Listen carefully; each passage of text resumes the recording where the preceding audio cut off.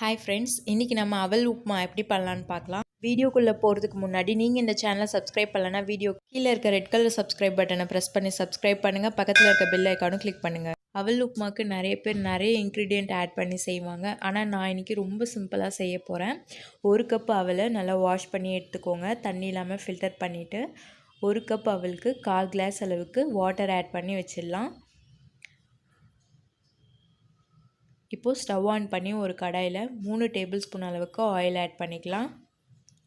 Oil heat ஆனதும் 1/4 table spoon கடுகு, 1/4 table spoon சீரகம் ஆட் பண்ணிக்கலாம். கடுகும் சீரகமும் பொரிஞ்சதுக்கப்புறமா 2 பெரிய வெங்காயம் ஆட் பண்ணலாம். நீங்கள் வெங்காயம் சேர்க்கறதுக்கு முன்னாடி 1 டேபிள் ஸ்பூன் உளுந்து, 1 டேபிள் ஸ்பூன் கடலப்பருப்பு ஆட் பண்ணி வறுத்துக்கலாம். ஆனால் நான் இன்றைக்கி சிம்பிளாக செய்கிறதுனால டைரெக்டாக வெங்காயம் ஆட் பண்ணிக்கிறேன். வெங்காயம் கூடவே 3 காஞ்ச மிளகாய், 1/4 டேபிள் ஸ்பூன் மஞ்சள் தூள்.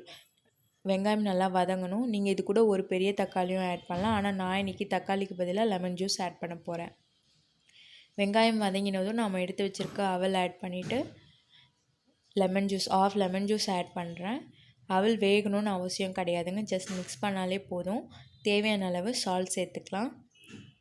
இதை மிக்ஸ் பண்ணிவிட்டு வேறு ஒரு பவுலுக்கு மாற்றிக்கலாம்.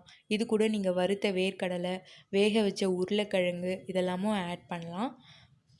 கருவேப்பிலை, கொத்தமல்லி இதெல்லாமும் ஆட் பண்ணிக்கலாம். ஆனால் நான் இன்றைக்கி ரொம்ப சிம்பிளாக செஞ்சுருக்கேன். உங்களுக்கு இந்த ரெசிபி பிடிச்சிருந்தா லைக் பண்ணுங்கள். இதில் ஏதாவது டவுட் இருந்தால் கமெண்ட் பண்ணுங்கள். மறக்காமல் சப்ஸ்கிரைப் பண்ணுங்கள். தேங்க்யூ ஃபார் வாட்சிங் தமிழ் இன்ஃபோ.